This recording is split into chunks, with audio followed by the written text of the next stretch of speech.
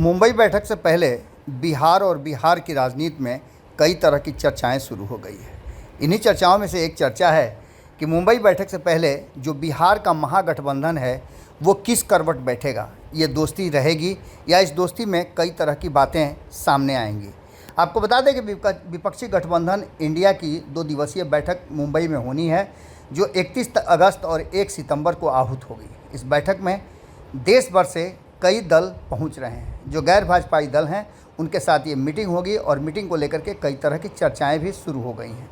कहा यह जा रहा है कि इस बैठक में बहुत सारी चीज़ें क्लियर कर ली जाएंगी, क्योंकि अब मात्र 9 से 10 महीने बचे हुए हैं लोकसभा चुनाव के, और भारतीय जनता पार्टी से टक्कर लेना है तो आपको स्ट्रेटजी पहले बनानी होगी। इसके साथ साथ अब ये चर्चाएं शुरू हो गई है कि इस गठबंधन में जो बैठक होगी उसमें समन्वय समिति के गठन, संयोजक की नियुक्ति, संभावित सीट बंटवारे के फॉर्मूले पर भी चर्चा हो सकती है।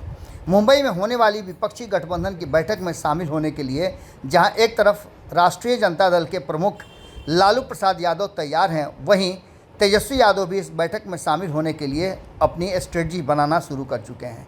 इसी दौरान आपको बता दें कि तेजस्वी यादव से जब मीडिया ने बातचीत किया तो उन्होंने कई मुद्दों पर बात रखी।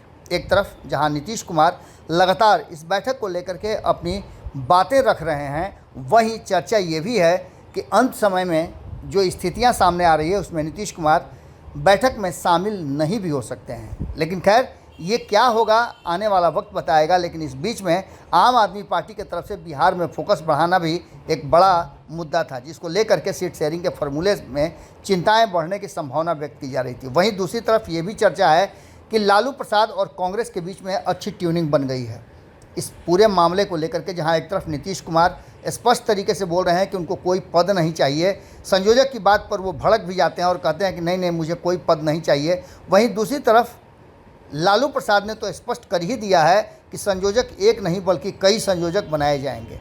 इन सारी बातों को लेकर के अब जबकि तेजस्वी यादव से पूछा गया है तो उन्होंने कहा है कि जब से हमारी बैठक हुई है तब से भारतीय जनता पार्टी काफ़ी परेशान है। हम लोगों ने ऐलान किया था कि बिहार में सरकार बनाने के बाद देश भर में सभी लोगों को एक गोलबंद करेंगे। आज हम उस 1 साल के अंदर में बहुत कुछ कर दिए हैं और एक मजबूत गठबंधन तैयार हो गया है। अब ये गठबंधन एनडीए गठबंधन के सामने मजबूती के साथ खड़ा है। तेजस्वी यादव ने स्पष्ट तरीके से कहा कि भारतीय जनता पार्टी चाहती है कि हमारे बीच में दूरियां बढ़ जाए। उन्होंने अपने ऊपर भी अहमदाबाद कोर्ट में समन जारी किए जाने पर अपनी बात रखी। तेजस्वी यादव ने बताया कि 22 सितंबर को अहमदाबाद कोर्ट में पेश होने को कहा गया है। अहमदाबाद मेट्रोपॉलिटन मजिस्ट्रेट की अदालत ने एक समन भेजा है। उन्होंने ये भी स्पष्ट किया है कि इस मामले में हम जानते हैं कि न्यायालय से हमें क्लीन चिट मिलेगा। इस पूरे मामले को लेकर के उनके बयान के बाद कोर्ट ने यह निष्कर्ष निकाला है कि तेजस्वी यादव की तरफ से प्रथम दृष्टया अपराध हुआ है और यही वजह है कि अब 22 सितंबर को उन्हें अहमदाबाद कोर्ट में उपस्थित होने को कहा गया है। अहमदाबाद कोर्ट द्वारा भेजे गए समन की बात भी तेजस्वी यादव ने कही और इसके साथ साथ उन्होंने ये भी बात कहा कि इंडिया गठबंधन की मजबूती को देख करके भारतीय जनता पार्टी की जड़ें हिली हुई है और यही कारण है कि भारतीय जनता पार्टी लगातार उन सभी दलों को परेशान करने का काम कर रही है जो इंडिया गठबंधन में शामिल है। लेकिन इससे कोई फ़र्क नहीं पड़ता, हम डरने वाले नहीं हैं। हम मजबूती के साथ इस बार 2024 के चुनाव में भारतीय जनता पार्टी और एनडीए गठबंधन को सत्ता से बेदखल करेंगे। अब देखना दिलचस्प होगा कि तेजस्वी यादव जहां एक तरफ ये सारी बातें कह रहे हैं, वहीं दूसरी तरफ और भी कई तरह की चर्चाएँ शुरू हो गई हैं। इन चर्चाओं को देखने के बाद एक बात साफ नज़र आ रही है कि पूरी तरह से ये सारी चीज़ें स्पष्ट नज़र आ रही हैं और इस स्पष्ट होती चीज़ों में तेजस्वी यादव के इस बयान का बहुत बड़ा मतलब है। जुड़े रहिएगा भारत लाइव के साथ, खबरें लगातार जारी है। बहुत बहुत धन्यवाद।